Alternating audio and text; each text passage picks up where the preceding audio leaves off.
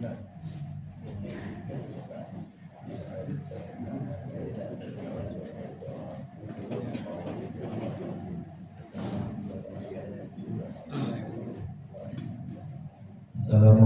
warahmatullahi wabarakatuh. Waalaikumsalam. Alhamdulillah wa nasta'inuhu wa nastaghfiruhu wa na'udzu billahi min shururi anfusina wa min sayyiati a'malina min yahdihillahu fala mudilla lahu wa min yudlil fala hadiya lahu. Allahumma shalli wa sallim ala sayyidina Muhammadin wa ala alihi wa sahbihi ajma'in. Amma ba'du. Puji dan syukur marilah kita panjatkan kehadirat Allah Subhanahu wa taala karena atas limpahan rahmat-Nya, alhamdulillah pada pagi hari ini kita masih diberikan nikmat sehat,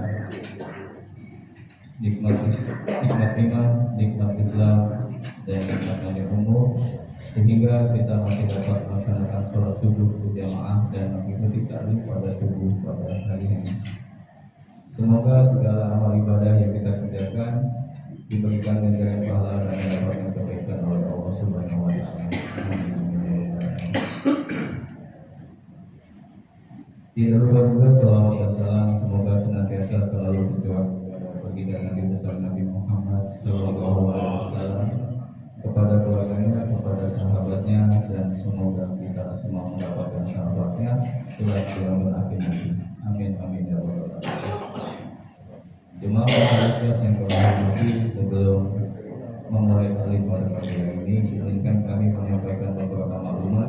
Maklumat yang pertama yaitu mengenai laporan kas Musyawarah Ikhlas pada tanggal 31 Agustus 2025. Pada laporan kas minggu lalu tanggal 23 Agustus 2025 sebesar Rp6.9.601.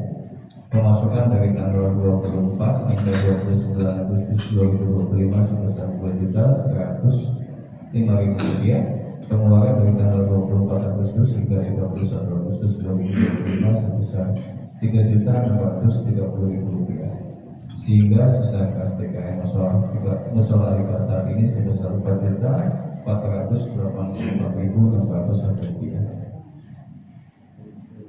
Alhamdulillah, semoga infak dan sedekah yang Bapak dan Ibu jemaah berikan bisa menjadi para jariah dan kebaikan yang tidak akan terputus hingga di yaumil akhir nanti. Amin amin ya rabbal alamin.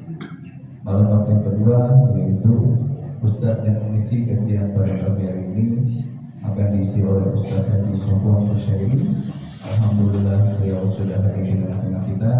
Marilah kita doakan semoga beliau dan keluarga selalu diberikan kesehatan, dipanjangkan umurnya, dimudahkan segala urusannya dan selalu dalam lindungan Allah Subhanahu wa taala. Amin. Tema yang akan dibawakan untuk kajian pada pagi hari ini yaitu tentang kematian dan penderitaannya. Nanti akhir kajian akan ada sesi tanya jawab. Jadi jika Bapak atau Ibu jemaah ada pertanyaan nanti dapat disampaikan. Demikianlah informasi yang dapat kami sampaikan. Lebih dan kurangnya kami mohon maaf, dan marilah kita sama-sama menyimak kajian yang akan disampaikan oleh Ustaz Haji Sofwan Musyairi kepada Pak Ustaz Lalu dan Bapak. Bismillahirrahmanirrahim. Assalamualaikum warahmatullahi wabarakatuh. Waalaikumsalam. Alhamdulillah rabbil alamin. Wal 'aqibatu lil muttaqin. Wa la 'udwana illa 'alal zalimin. Asyhadu an la ilaha illallah wa asyhadu anna Muhammadan 'abduhu wa rasuluh. Allahumma salli ala sayyidina Muhammad wa ala alihi wa ashabihi ajma'in. Amma ba'd. Hadratul muhtaramin, para asatidz, para tokoh masyarakat, para orang tua, para sesepuh, wabil khusus segenap pengurus Musyawarah Al-Ikhlas, hadirin hadirat jemaah kajian subuh yang dirahmati Allah Subhanahu wa Ta'ala. Mudah-mudahan kita semua selalu dalam lindungan Allah, diberikan kesehatan, berikan keberkahan, panjang umur untuk taat kepada Allah Subhanahu wa Ta'ala.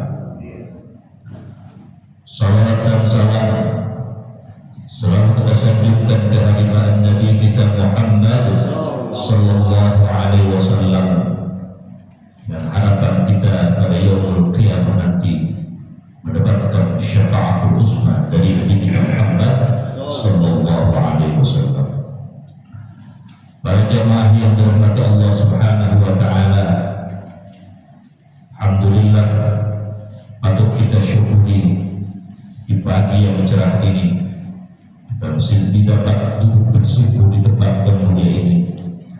Mudah-mudahan duduknya kita di tempat yang mulia ini selalu mendapatkan kebaikan untuk tetap kita menjadi hamba Allah yang bertakwa dan beribadah kepada Allah Subhanahu wa Ta'ala secara konsisten, dan terus kita menjadi hamba Allah yang taat kepada-Nya. Hadirin hadirat yang dirahmati Allah Subhanahu wa Ta'ala, kalau kita di bulan ini ada satu bab yang disebut dengan bab qaulil maut wa syiddati, bab yang menerangkan tentang kematian dan tentang kependeritaannya kematian. Jemaah yang dirahmati Allah Subhanahu wa Ta'ala, qala al-Fatih Abu Lais as-Samarqandi rahimahullah ta'ala, qala haddatsana Muhammad bin Fadl haddatsana Muhammad bin Ja'far haddatsana Ibrahim ibn Yusuf haddatsana Khalid bin Ahmad haddatsana Husain al-Marwazi haddatsana Ibn Abi Adi an Hamid an Anas bin Malik qala qala Rasulullah sallallahu alaihi wasallam, man ahabba liqa Allahi ahabba Allahu liqa'ahu, wa man kariha liqa Allahi kariha Allahu liqa'ahu. Dalam sebuah hadis yang diriwayatkan dengan sanadnya dari Anas bin Malik radhiyallahu anhu, bahwasanya baginda Nabi sallallahu alaihi wasallam bersabda, man ahabba liqa Allah ahabba Allahu liqa'ahu. Barang siapa yang lega, bahagia hatinya berjumpa dengan Allah Subhanahu wa Ta'ala, maka Allah pun akan senang bertemu dengannya. Wa man kariha liqa Allah kariha Allahu liqa'ah. Sebaliknya, barang siapa yang enggan, takut, khawatir, enggak suka berjumpa dengan Tuhannya, berjumpa dengan Allah Subhanahu wa Ta'ala, maka Allah Subhanahu wa Ta'ala pun enggak mau, enggak suka, benci bertemu dengannya. Jadi pada istilah takut mati itu enggak ada, karena mati itu pasti datang. Para jamaah yang dirahmati Allah Subhanahu wa Ta'ala, sebelum kita lanjutkan, bahwa kematian itu pasti ada. Ketika manusia sudah diambil ruhnya, datang kematiannya. Ketika itu pun rezekinya habis, udah nggak bisa makan, nggak bisa minum, nggak bisa ke kantor, nggak bisa melakukan aktivitas dunia, maka ajal pun tiba. Ketika itu datang, kita tidak tidak lagi mempedulikan jasad kita yang nanti kembali ke tanah, akan hancurkan, akan membusukkan. Kita tidak mempedulikan itu. Yang ada adalah ketika jasad kita sudah tidak ada rohnya, diangkat, diambil oleh malaikat maut, ada satu kewajiban orang yang masih hidup, kaum muslimin yang masih hidup. Apa kewajibannya? Adalah yang pertama memandikan. Tidak bisa mandi sendiri. Yang kedua, setelah dimandikan, dikafankannya. Setelah itu lalu disolatkannya. Setelah selesai disolatkan, lalu dikuburkan. Kewajiban siapa? Kewajiban yang masih hidup, kaum muslimin. Yakin, sadari, ketika kita sudah dipanggil oleh Allah Subhanahu wa Ta'ala, dunia tidak sedih. Dunia ini tidak sedih, tidak bakal sedih dengan kematian kita.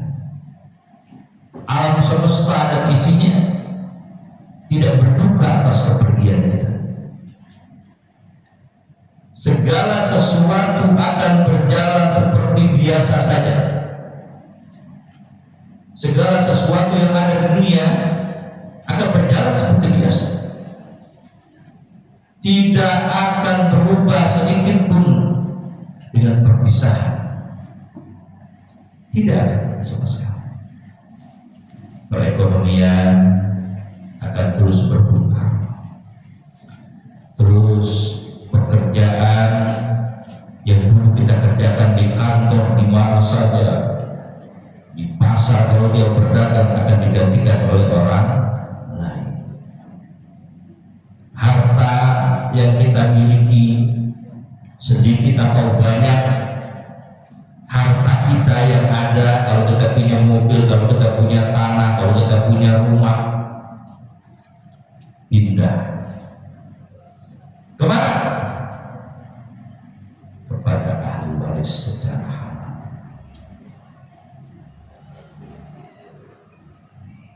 Sementara kita akan dihisab atas segala sesuatu, hingga perkara yang besar sampai yang paling kecil. Itu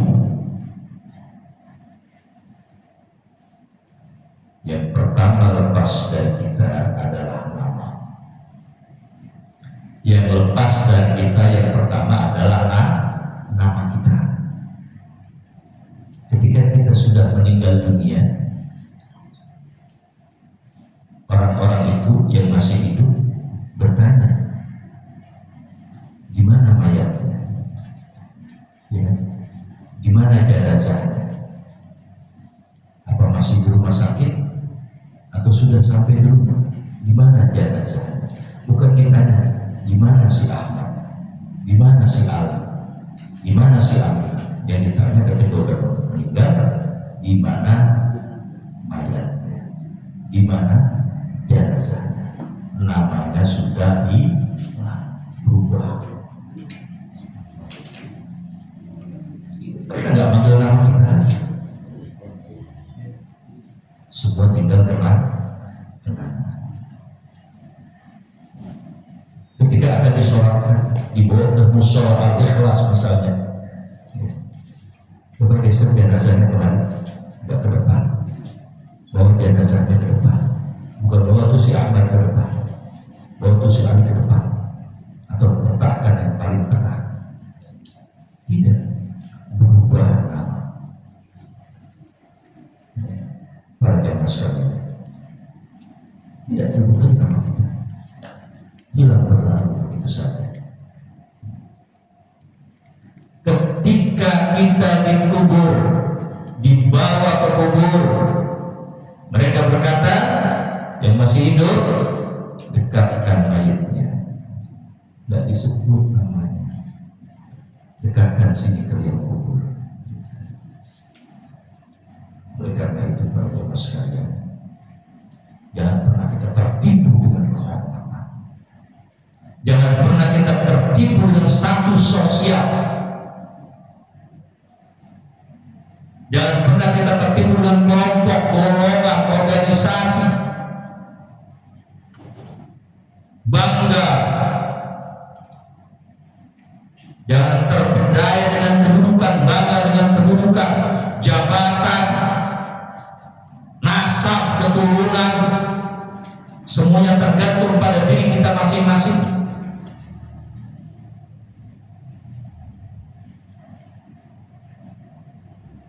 Alangkah sepelenya dunia ini. Dunia ini kecil, dan betapa besar apa yang akan kita hadapi setelah dunia selesai. Para jemaah, kesedihan orang ketika kita sudah dipanggil oleh Allah Subhanahu wa Ta'ala ada 3 kesedihan. Yang pertama, orang yang mengenal kita sepintas akan mengatakan si A sudah meninggal dunia. Jawabannya ada yang ngomong kasihan. Oh iya, mereka katakan seperti itu. Orang yang sepintas mengenal kita. Teman-teman, sahabat akrab akan bersedih. Bersedihnya cuma beberapa saat saja.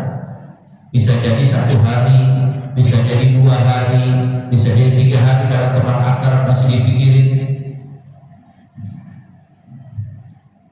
Setelah itu mereka akan kembali pada rutinitas mereka masing-masing dengan canda tawa, lupa akan kita. Ini yang kita rasakan. Yang ketiga, kesedihan yang mendalam di rumah. Bisa jadi keluarga kita akan bersedih sepekan, 1-2 bulan atau hingga 1 tahun. Kesedihan itu hilang, tinggal diletakkan di album. Paling ada foto terpampang, atau kalau lagi diupdate status kan. Jangan demikian, kisah kita sebagai manusia berakhir dengan kematian. Tinggal album kenangan, mungkin yang tertinggal di HP peninggalannya. Kalau sekarang kan sudah canggih, tertinggal di FB-nya, tertinggal di Instagram-nya. Itu pun kalau tidak terhapus. Kisah yang sebenarnya baru dimulai bersama sesuatu yang nyata, yaitu alam akhirat. Begitu masuk alam akhirat, terlepas semua yang namanya ketampangan, yang namanya kecantikan, yang namanya harta, yang namanya rumah, yang namanya kedudukan, yang namanya jabatan, kekuasaan, anak, istri, suami. Ini baru dimulai dalam kehidupan. Pertanyaannya para jamaah sekalian, apa yang telah kita siapkan untuk kubur kita? Apa yang sudah kita siapkan untuk akhirat kita? Ini adalah kenyataan yang akan terjadi dan perlu kita renungkan dalam kehidupan kita. Allah masih berikan kesempatan hidup kepada kita semua. Maka itu, yuk kita cek ibadah kita, yuk kita cek sholat kita,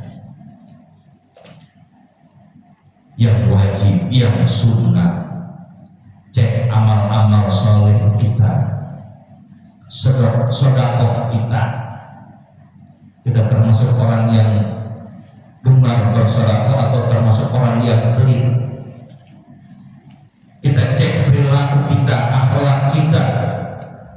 tingkah laku kita. Semoga kita semua menyiapkan bekal untuk kehidupan kekal selanjutnya. Para jemaah sekalian, Allah Subhanahu wa taala berfirman, "Fadzakir fa inna dzikra tanfa'ul mu'minin."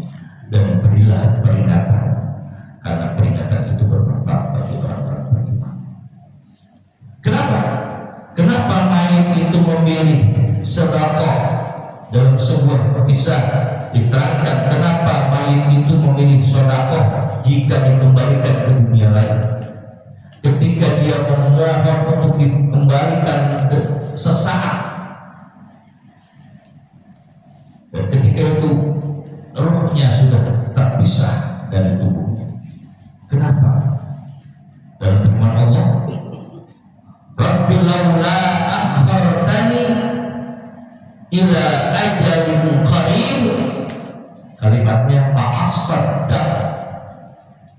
Ya Allah, jika engkau beri kesempatan, engkau tunda ajalku sebentar saja. Di permohonan yang orang sudah mati,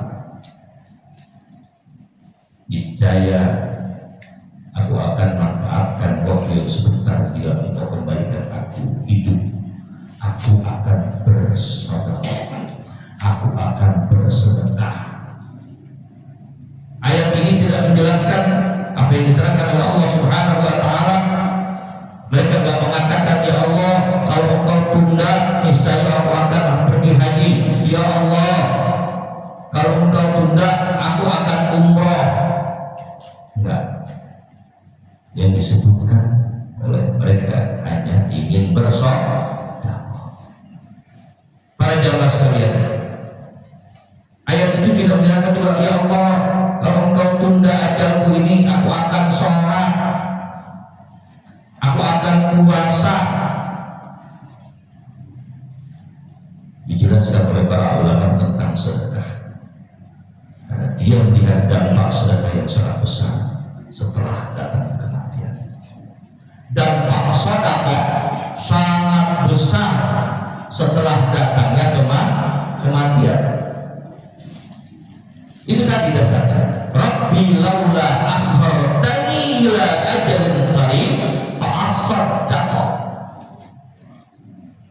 Ya Allah, jika engkau tunda ajalku sebentar saja, niscaya aku akan bersedekah. Kalimat sedekah.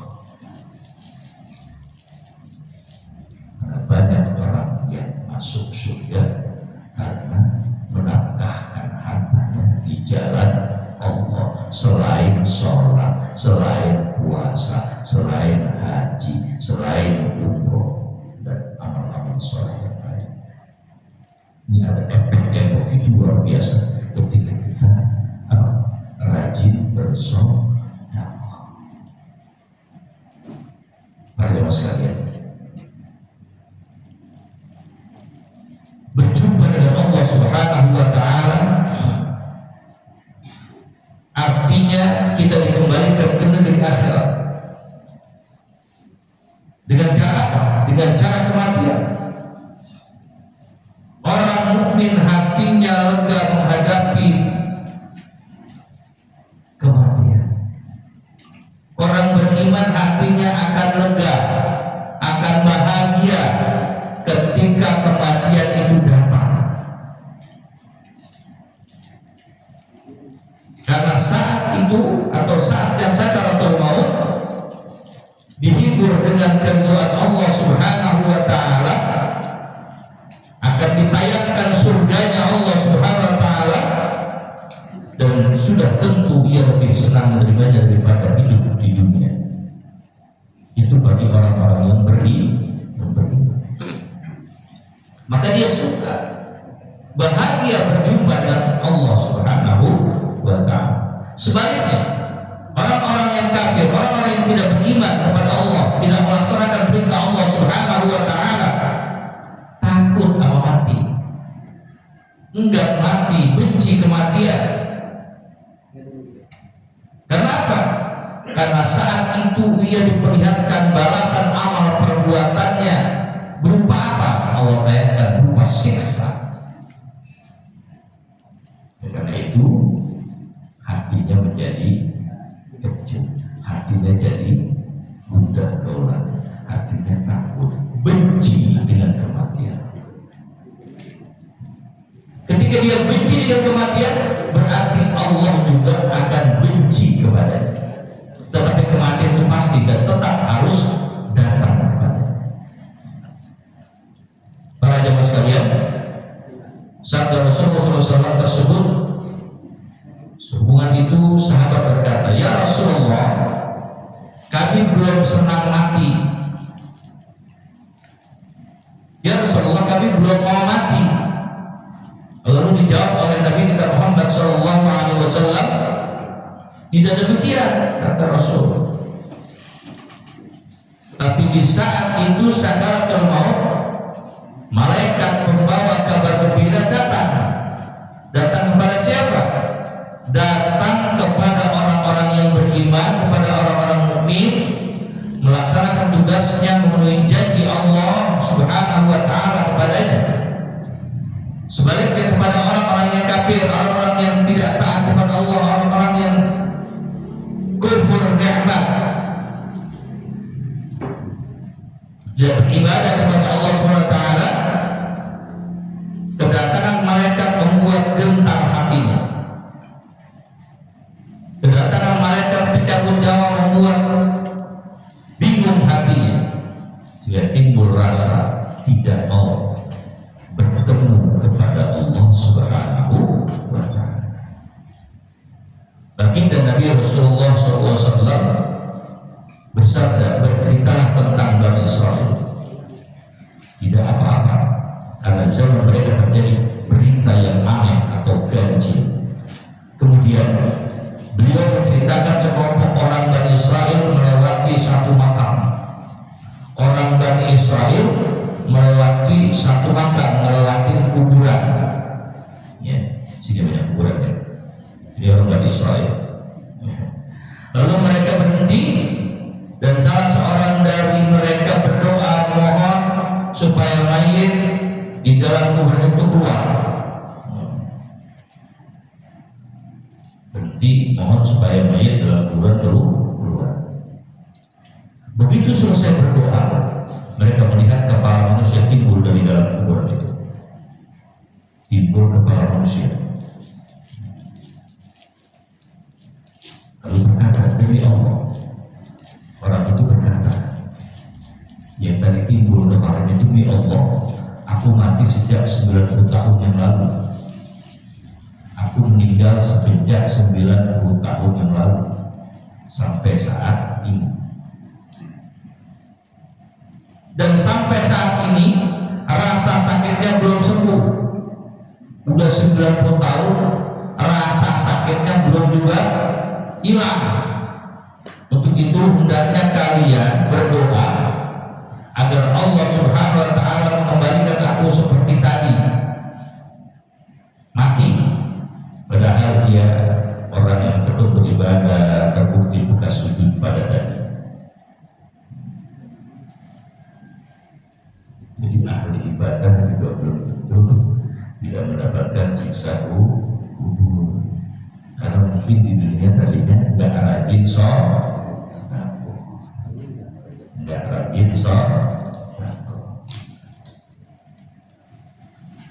Rabbih berpesan agar setiap orang yang meyakinkan datangnya mati hendaklah mempersiapkan bekal amal sebanyak-banyaknya dan menjauhkan diri dari perbuatan dosa, karena mati datang tanpa informasi dan tidak memberitahukan kita lebih dahulu. Bisa jadi yang sakit di rumah sakit sudah berbulan-bulan, bahkan mungkin koma, satu ketika sembuh sehat walafiat. Bisa jadi orang yang gagah perkasa, sehat walafiat, pagi-pagi udah berangkat ke lapangan olahraga, terus makan bubur ayam sampai di rumah, inna lillahi wa inna ilaihi raji'un, tanpa memberitahukan. Dimanapun, kapanpun, kematian pasti datang.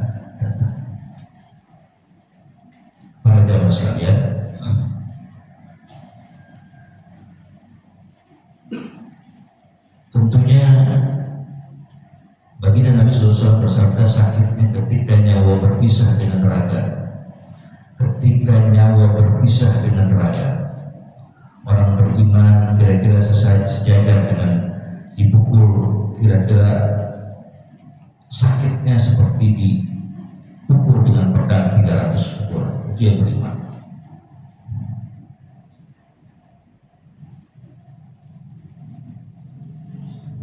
Ini dirasakan orang mukmin, apalagi orang yang tidak beriman. Ibu nggak bisa cerita aja tuh semuanya. Abdullah bin Miswar berkata, seorang menghadap Nabi SAW meminta ilmu-ilmu yang pelik. Lalu beliau bertanya, apa yang sudah kamu lakukan pada pokok ilmu? Balik bertanya, aku sudah tahu apa pokok ilmu itu. Beliau bertanya, kamu kenal Tuhan apa tidak? Kata Nabi. Jawabannya, kenal.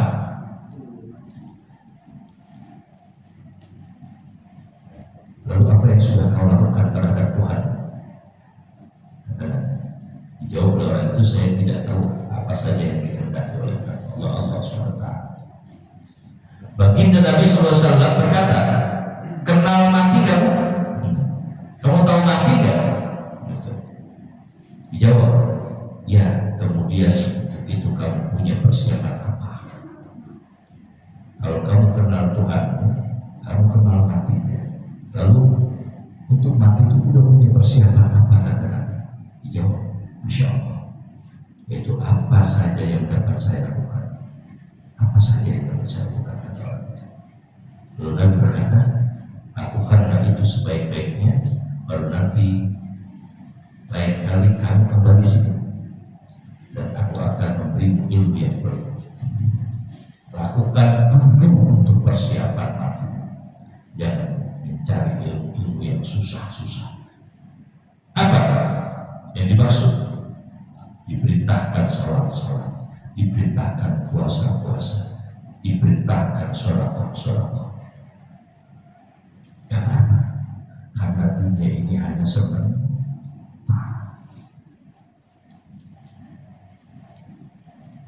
فَمَنْ يُرِدِ اللَّهُ أَنْ يَهْدِيَهُ يَشْرَحْ صَدْرَهُ لِلْإِسْلَامِ وَمَنْ يُرِدْ أَنْ يُضِلَّهُ يَجْعَلْ صَدْرَهُ ضَيِّقًا حَرَجًا كَأَنَّمَا يَصَّعَّدُ فِي السَّمَاءِ ثُمَّ قَالَ إِذَا دَخَلَ نُورُ الْإِسْلَامِ الْقَلْبَ إن شرح وانفسح فقيل هل لذلك من علامة؟ قال نعم، التجافي عن دار الغرور والإنابة إلى دار الخلود والاستعداد للموت قبل نزوله. Barang siapa dikehendaki Allah Subhanahu wa Ta'ala memperoleh petunjuk, pasti dia lapangkan dadanya menurut agama Islam. Jadi agama Islam ini adalah petunjuk Allah Subhanahu wa Ta'ala. Hidayah Allah yang digapai oleh usaha manusia. Sebaliknya, bagi siapa saja yang disesatkan Allah Subhanahu wa Ta'ala, pasti dia disempitkan dadanya, sukar seperti naik langit, susah untuk mengikuti ajaran agama Islam. Demikianlah Allah menyiksa orang-orang yang intan. Para jamaah, ada sebuah hadis yang begitu luar biasa dan tenar kemana-mana, lebih banyak cuma hanya dibaca, tidak direnungkan. Iltanim khamsan qabla khamsin. Jagalah yang 5 sebelum datang yang 5. Bahkan udah 5 ini, jaga yang 5 sebelum datang yang 5. Syababaka qabla haramik, saat mudamu sebelum tuamu. Jadi kalau masih muda, perbanyaklah ibadah kepada Allah Subhanahu wa Ta'ala, masih sehat, masih kuat, masih punya tenaga. Sebelum datang tua, kalau udah tua beda. Coba dah kalau kita sudah di atas 60, 70, asam urat, kolesterol, darah tinggi, bangun tidur, mulet-mulet. Coba kalau masih muda, ya. Maksain diri, kalau nggak ada yang nuntut nggak bisa. Jadi masa mudamu sebelum masa tua, manfaatkan masa mudamu untuk beribadah kepada Allah sebelum datang tua. Syababaka qabla al-maut wa sihhataka qabla saqamik. Saat sehatmu sebelum kamu sakit, lagi sehat, kuat, manfaatkan kesehatan. Sudah kalau udah sakit juga nggak bisa ngapa-ngapain pun. Banyak kekurangan. Wa faragha qabla syughlik. Waktu yang lapang, punya waktu yang lapang sebelum datang sibuk. Jadi kalau lagi ada waktu yang lapang, bukannya HP, chatting dan lain sebagainya, ambil Al-Quran. Bismillahirrahmanirrahim. Alif Lam Mim. Terus dibaca. Kalau ini waktu lapang, bengkak, sampai dihadapi sampai berjam-jam, dan itu tidak ada manfaat. Waktu lapang sebelum datang waktu sibuk. Satu, tidak ada kesibukan. Disibukkan dengan anak, disibukkan dengan istri, disibukkan dengan kerjaan dan sebagainya. Ketika kosong, manfaatkan buru-buru untuk kembali beribadah kepada Allah. Wa ginaka qabla faqrik. Nih yang kaitan dengan surat. Ketika kamu cukup, kamu punya harta, kebutuhanmu ada semua, manfaatkan di jalan Allah Subhanahu wa taala. Karena orang yang bersedekah bukan berarti hartanya habis. Ketika kamu punya, manfaatkan dengan sebaik-baiknya untuk bekalmu nanti di akhirat. Karena kenapa? Karena banyak orang yang minta kembali ke dunia karena hanya ingin bersedekah sebelum datang susahmu. Udah kamu sudah susah, udah hartanya nggak ada, mau pakai apa lagi sedekah? Oh, nanti bisa dengan perbuatan kita, misalnya dengan fisik kita, kamu buat fisiknya.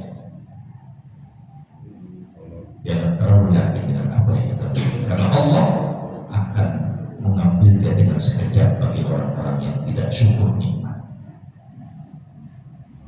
orang-orang yang sombong, orang-orang yang tidak bersyukur atas nikmat Allah Subhanahu wa taala.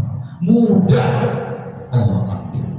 Contohnya sudah ada, namanya mau berapa triliun pun kamu punya, ketika Allah sudah tidak menghendaki lagi, Allah ambil sekejap mata sehingga kita menjadi orang yang melarat susah. Kenapa? Karena kita tidak bersyukur atas nikmat Allah Subhanahu wa taala karena kesombongannya. Maka dijauhilah sifat-sifat sombong. Ketika punya harta, punya cukup, maka segeralah diamalkan sebelum datang kemiskinan. Wahaya kata qabla mautik. Selama kamu diberikan hidup oleh Allah SWT, kesempatan hidup, pergunakan dengan sebaik-baiknya. Menggunakan waktu itu, karena kematian itu nggak pakai informasi. Sebelum datang kematian. Para jamaah sekalian, ini ad-dainu tuwilun fala taqassir bi manamika wan naharu mudibun fala tuqaddirhu bi athar. Malam adalah panjang, jangan tidur melulu, ya. Kalau tidur terus jadi pendek. Dan siang adalah terang, jangan perbuatan dosamu membuat gelap. Jadi malam hari pergunakan untuk beribadah kepada Allah SWT. Salah satu tanda-tanda ahli surga, wa minal laili fatahajjad bihi nafilatan lak asa an yab'athaka rabbuka maqaman mahmuda. Dan pada sepertiga malam di malam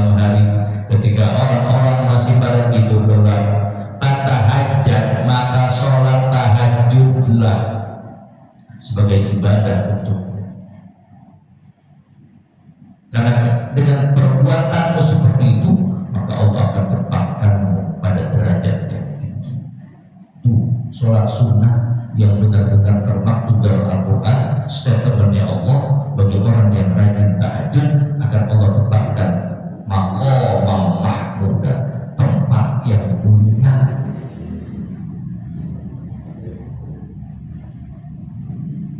Diterangkan dalam sebuah hadis, tanda-tanda ahli surga adalah orang yang selalu melaksanakan sholat tahajud. Itu tanda. Udah ada tandanya tuh ahli surga. Nggak pernah ninggalin sholat tahajud. Terus salah satu ibadah sunnah yang diperintahkan Allah Subhanahu wa taala dalam Al-Quran secara jelas. Allah akan tempatkan tempat yang mulia di sisi bagi orang-orang yang melaksanakan sholat sunnah tahajud selain daripada sholat-sholat wajib. Maka jangan kita sia-siakan waktu malam hari tidur lelap sampai pagi sehingga merupakan kebaikan-kebaikan yang harus kita lakukan di masa hidup kita. Para jamaah sekalian, maka aksiru dzikrahati bil laddat thumma qala innamal qabru rawdatun min riyadil jannah aw qubbatun min hufaril nar. Hendaklah kalian memperbanyak mengingat kematian yang melenyapkan segala macam kelezatan dunia. Itu adalah kematian. Masih ada di dunia semuanya lezat nikmat, ya. Tapi kalau sudah mati tidak ada.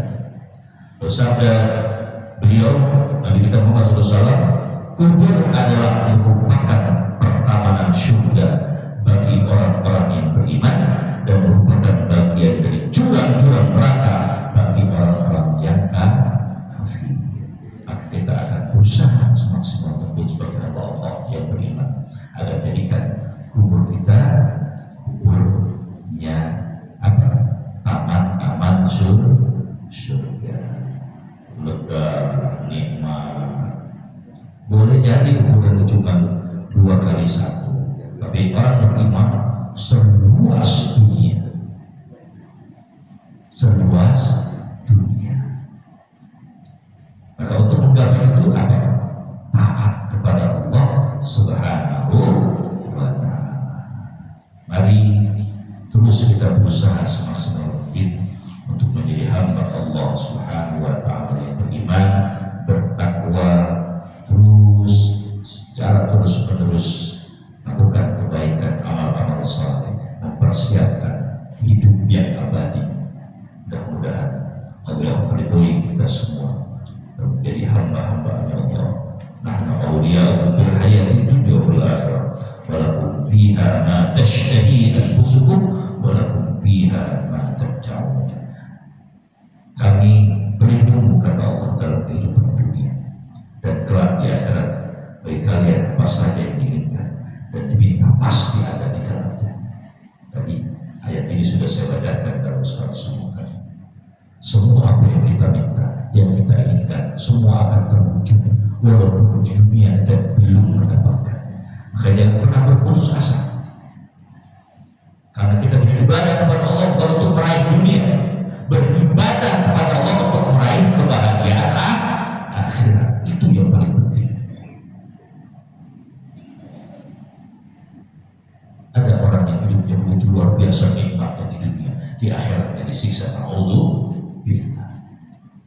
Kembali lagi saya katakan bahwa harta milik Allah, kita punya Allah, akan kembali kepada Allah.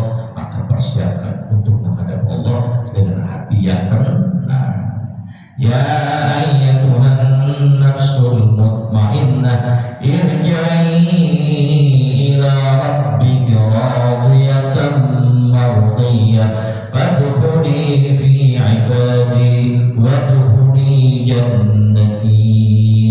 Orang yang hatinya tenang, hidupnya melakukan ibadah kepada Allah, jadi orang beriman, dipanggil Allah, datang sini dengan hatimu yang tenang, ya, masuk ke sini, wadkhuli jannati, masuklah ke dalam surgaku. Itu janji Allah yang luar biasa.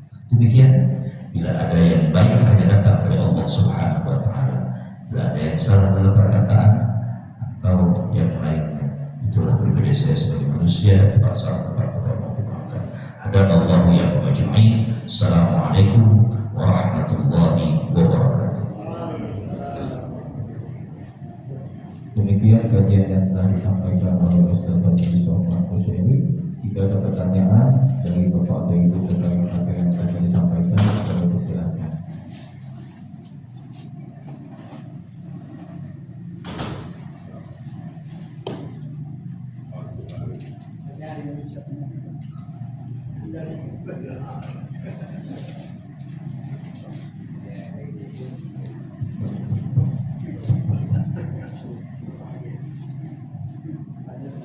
Assalamualaikum warahmatullahi wabarakatuh. Assalamualaikum warahmatullahi wabarakatuh. Tadi sudah dibicarakan masalah mati itu pasti. Mati itu pasti. Dan kematian itu kapan kita tidak tahu. Sejak kecil mungkin kita tahu ya, bahwa semuanya kan baru gambarannya. Apabila orang meninggal alias mati sudah tidak dikenal nama, ya, yang dikenal hanya mayat, wafat dan sebagainya. Yang saya pertanyakan begini Pak Ustaz, sejak kecil saya mendengar apabila dimakamkan baru 7 langkah dari makam sudah ditanya, ya, sama malaikat. Yang ditanya apa? Kau jasad sama ruhnya aja udah terpisah, ya. Terus kemudian kita mengenal alam kubur. Ya ini hanya gambaran saja Pak Ustaz ya. Alam kubur disiksa, ya. Orang mayatnya sudah jadi tanah gitu, ya. Nah, ini hanya pencerahan saja Pak Ustaz ya. Kadang-kadang orang banyak nyeleneh, ya, orang udah mati ya mati aja, ya. Apa yang mau ditanya? Apalagi dia ngikut umroh sama jasa aja udah terpisah kok. Apa yang disiksa? Ya. Kadang-kadang ya agama lain mengatakan ya lebih baik dibakar saja, orang udah mayat sama ruhnya udah terpisah kok. Ya kadang-kadang ya kita pikir secara jernih apa iya juga sih gitu ya. Untuk itu ya kita dengan pengajian ini ada pencerahan ya, ada pemikiran ya bahwa kita menghadap mati itu pasti, ya. Apa terjadinya, di mana terjadinya, berapa usianya, bahkan sedang apa kami sebutkan bahwa di kita pulang ngaji, sholat subuh ngajian, tiba-tiba di sana loh, baru tadi sholat subuh sudah dibantu sama Allah, ya. Saya kira itu saya hanya butuh pencerahan saja. Assalamualaikum warahmatullahi wabarakatuh. Assalamualaikum warahmatullahi wabarakatuh. Pertanyaan yang luar biasa. Antara ruh dengan jasad.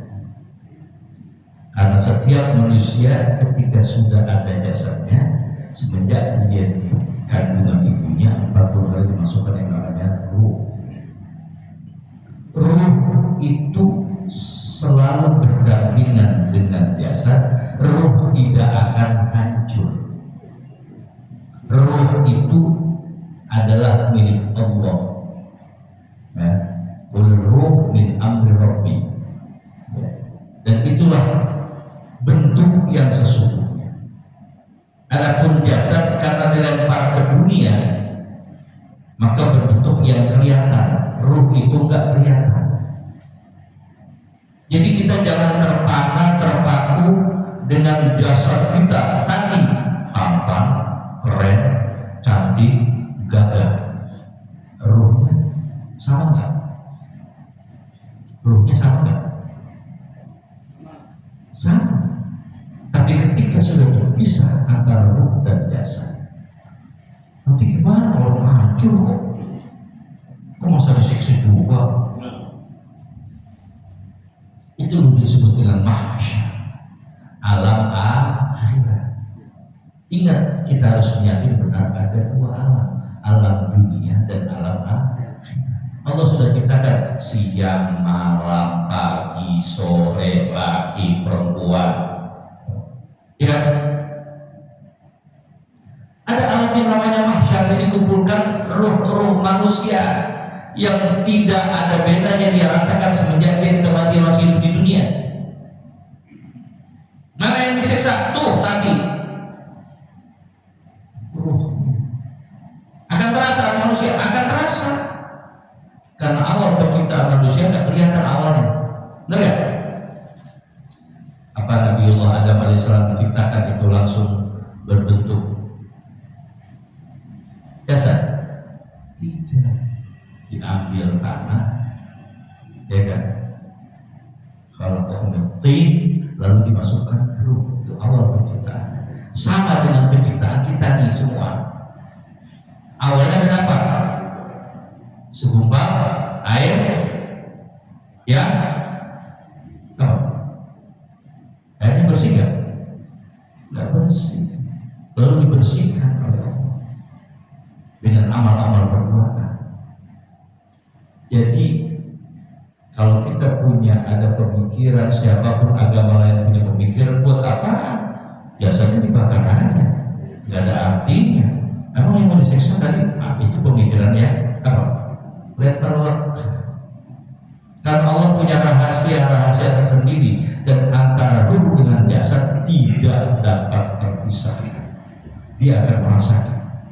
Karena manusia diciptakan awalnya berbentuk fisik yang tidak bisa bergerak, lalu dimasukkan apa namanya ruh min amri rabbi. Ruhnya adalah urusan Allah, dan dia akan berkembali kepada Allah dengan ruhnya. Nanti akan dihisab di mahsyar, di alam mahsyar, alam akhirat, sesuai dengan apa yang diterangkan oleh Allah dalam Al-Quran, bahwa manusia akan kembali dikumpulkan di mahsyar dalam keadaan telanjang.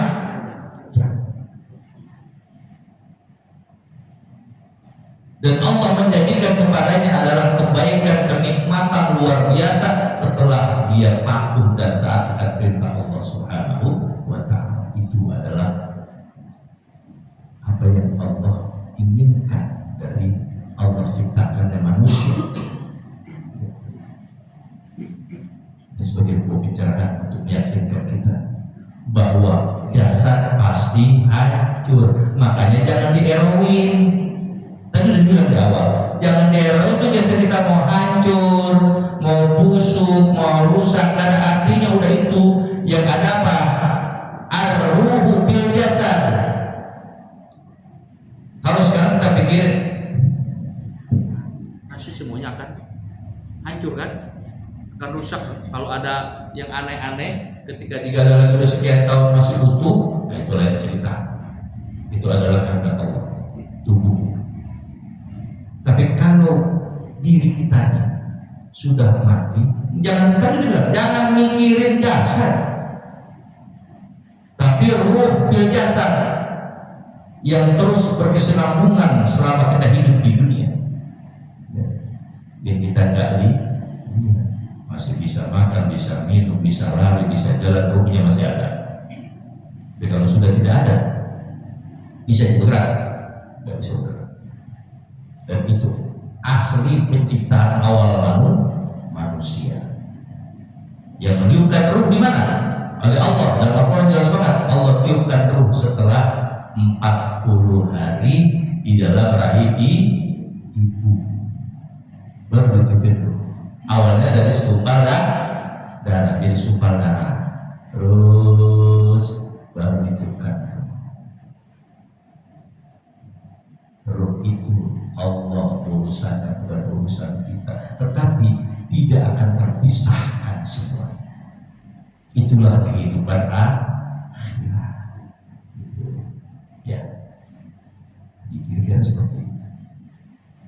Untuk meyakinkan kita bahwa keyakinan-keyakinan yang dalam pemikiran logika kita, apa yang dikehendaki Allah itu, apa yang Allah ini enggak masuk logika manusia. Ya kan? manusia cuma satu statementnya, wa ma khalaqul jinna wal ins illa liya'budun. Tidak aku ciptakan jin dan manusia kecuali untuk beribadah padaku. Itu dua kali lagi. Ibadah itu yang akan nanti memisahkan ruh dan jasadnya, dan ruhnya nanti akan menghadap Allah, dan itulah yang sesungguhnya dalam kehidupan. Kalau di dunia ini kita rasakan dengan jasad yang nyata, ya kan? Semuanya it's okay, nggak ada masalah. Mau kita maksiat nggak ada masalah. Itu kan sama juga tadi. Ngapain kalau itu nanti nggak bakal disiksa? Udah maksiat aja di dunia. Udah tinggalkan semua apa perintah Allah. Jangan ibadah, kan gitu. Kalau ada siksa kubur, mana yang akan disiksa? Subuhnya udah hancur kok. Ingat, ar-ruhu bin amri Rabbi. Ruh adalah daripada urusannya Allah, dan itu bagian daripada diri kita masing-masing yang diberikan ruh oleh Allah. Dan mati ketika kita sudah dewasa dan harus beribadah kepada Allah, dan pasti akan menghadapi sama kenyataannya seperti di dunia. Nggak percaya? Mati. Oke, ada lagi? Ada lagi pertanyaan dari Bapak atau Ibu? Iya Bu, silakan.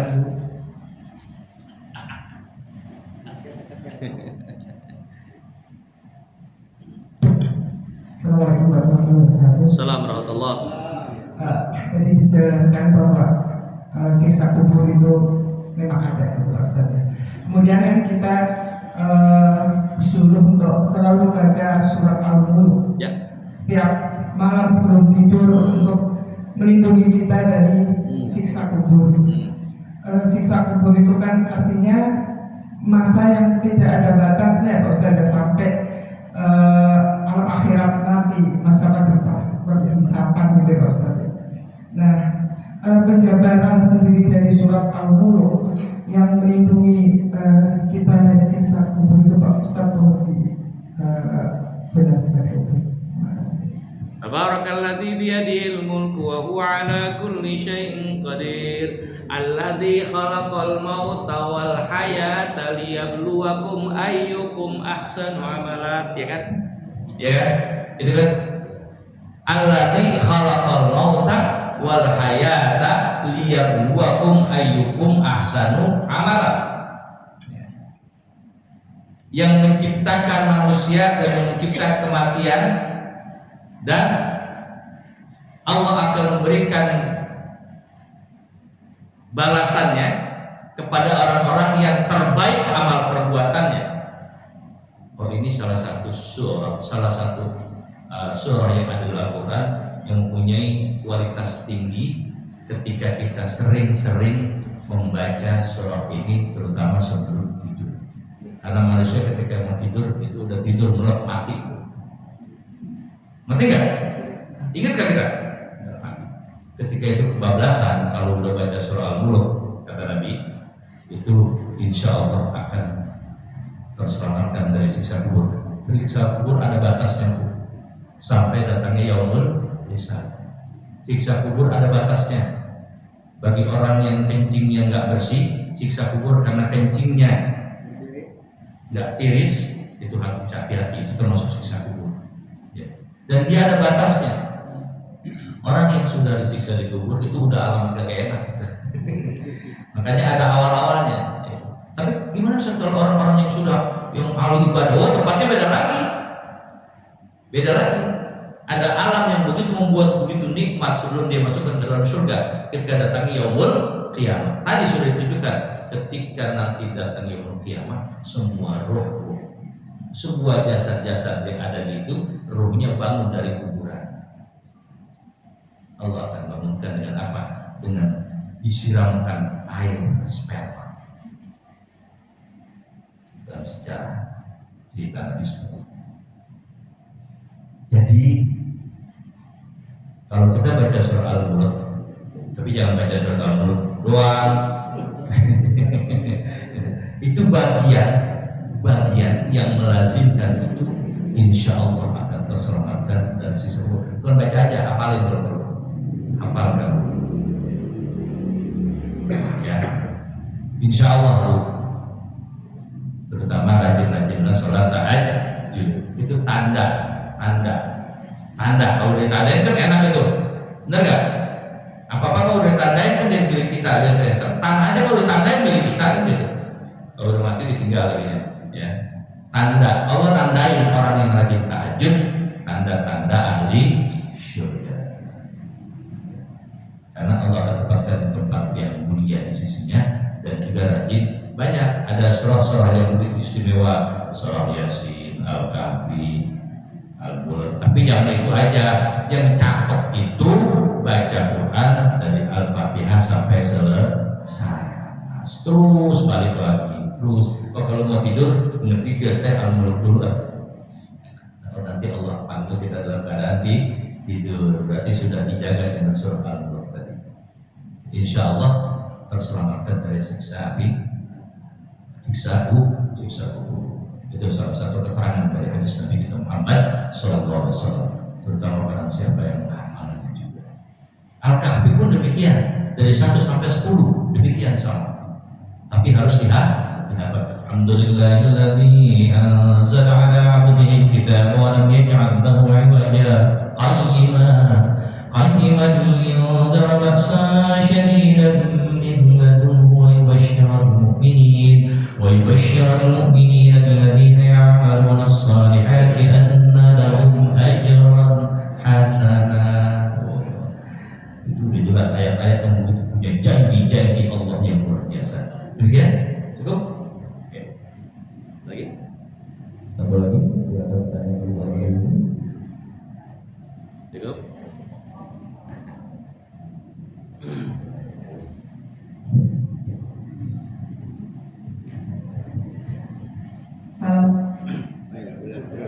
Ya. Silakan. Assalamualaikum warahmatullahi wabarakatuh. Assalamualaikum. Pak Ustadz tadi kan sudah menjelaskan tentang ada orang Bani Israel yang berjalan di Kuburan, di makam, di pekuburan ya. Mayatnya muncul ya kepalanya, kemudian dia menjelaskan bahwa dia sudah dikubur selama 90 tahun. tapi masih merasakan sakitnya sakaratul maut ya Ustaz. Siksa kubur Siksa maksudnya. kubur ya. Kita juga merasa khawatir ya Pak Ustaz. Selama ini kan kita berusaha pasti melakukan ibadah terbaik. Mohon kiat-kiatnya Pak Ustaz supaya kita semua ini enggak merasa khawatir atau takut dalam menghadapi ya yang pasti-pasti ya seperti yang Pak Ustaz bilang kematian. Karena kita kan juga semua pasti akan mati. Mohon kiatnya Pak Ustaz, amalan apa aja yang mesti kita lakukan supaya kita tenang gitu dalam beribadah. Terima kasih Pak Ustaz. Jawaban saya singkat. Ibu punya kekhawatiran dan takut kepada Allah, itu tanda orang yang beriman. Singkat jawabannya. Ketika manusia punya kekhawatiran dan takut kepada Allah, itu adalah tandanya orang beriman. Kita punya perasaan khawatir, ya Allah, nanti gimana dengan sisa kubur, ya Allah. Punya kekhawatiran, berarti dia berusaha untuk menjadi yang terbaik. Yang bingung, yang repot, dia gak punya kekhawatiran sama sekali, cuek, bebek, masa bodoh. Kamu gak pikirin sakit tipes, tidak peduli semua. Tidak peduli semua. Artinya kalau kita masih punya kekhawatiran, ya Allah, amalku udah baik belum, ya Allah, ini aku sudah beribadah dengan sempurna belum, ya Allah, aku udah termasuk jadi orang yang ahli surga belum, ya Allah, aku termasuk orang ahli ibadah bukan, ya Allah. Punya kekhawatiran, ya Allah, kau terima apa enggak? Itu orang yang beriman namanya. Jelas jawabannya. Kiatnya tadi takut sama Allah, selesai. Ketika kita takut sama Allah, berarti kita melaksanakan perintah Allah. Kalau kiatnya gini kebanyakan, nanti nggak ada yang dijalani. Kiatnya setiap hari takut sama Allah. Ibu mah gampang cari surganya mas suami kalau masih ada suaminya. Dan surga mas suami. Puasa Ramadan, sholat jangan ditinggalin, sedekah yang rajin, taat sama suami, itu surganya sih. Karena ada itu suami yang benar. takut mainin Pak Ustaz. Nggak ada. Bukan nggak takut, nggak enakan. Gampang bagi perempuan muslim. Sebenarnya bukan takut, Pak. Karena ketika perempuan itu meninggal ada spesifikasi khusus. Ketika di mahsyar nanti yang ditanya bukan bagaimana sholatmu? Sholat udah. Bagaimana puasa? Puasa sudah. Bagaimana sholatmu? Sholatmu luar biasa. Yang ditanya pertama, bagaimana baktimu kepada suamimu? Yang pertama ditanya adalah bagaimana baktimu kepada suamimu. Suami saya begajulan, ya Allah, suami saya bandel banget kalau mau sholat. Tapi ibu sholat, tapi ibu patuh. Saya pokoknya udah apa aja buat suami saya nomor satu. Oh, itu ahli surga. Rasulullah nggak pernah bilang, jadilah kamu seperti istriku Khadijah. Enggak. Jadilah kamu seperti anakku Fatimah. Enggak. Jadilah wanita seperti Khadijah. Enggak. Padahal Khadijah wanita salihah. Fatimah anak yang salihah. Tapi Rasulullah bilang, wahai para wanita, jadilah kamu Asia. Jadilah seperti Asia. Siapa Asia? Bininya Fir'aun. Asia istrinya tahu Fir'aun. Aku Tuhan. Tetapi ketika sang istri itu disuruh patuhnya luar biasa. Istri paling disayang, paling cantik, istri istrinya banyak ya.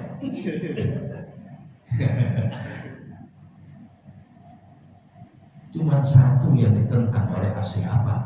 Amantu bi Rabbi Musa wa Harun. Aku taat kepada wahai suamiku Firaun.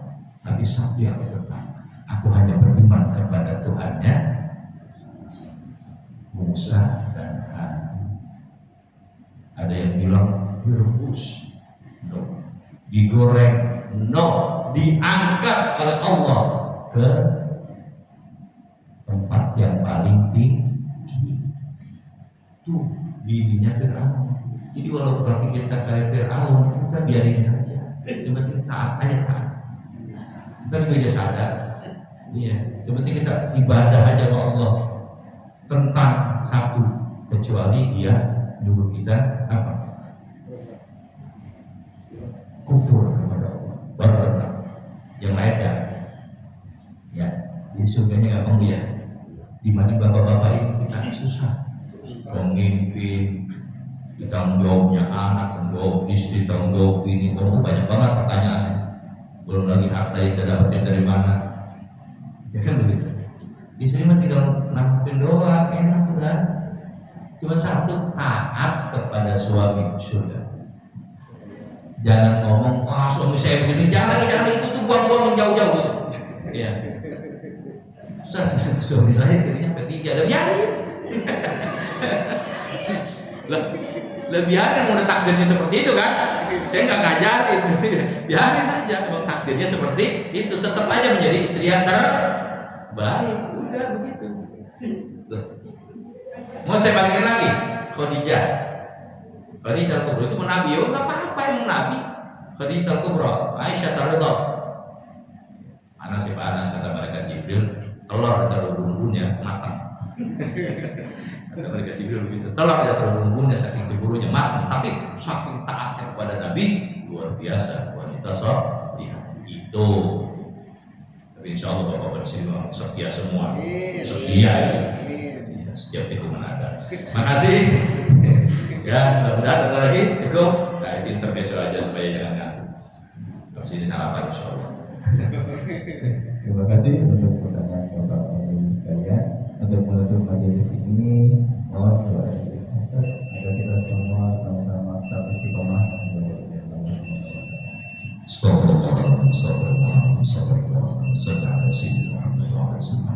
اللهم علمنا علوما تنفعنا، اللهم علمنا علوما تنفعنا، اللهم علمنا علوما تنفعنا، وفقهنا وفقه أهلنا قرابتنا أهل في ديننا. سبحانك اللهم وبحمدك أشهد أن لا إله إلا أنت أستغفرك وأتوب إليك. Terima kasih untuk kehadiran Bapak dan Ibu sekalian. Semoga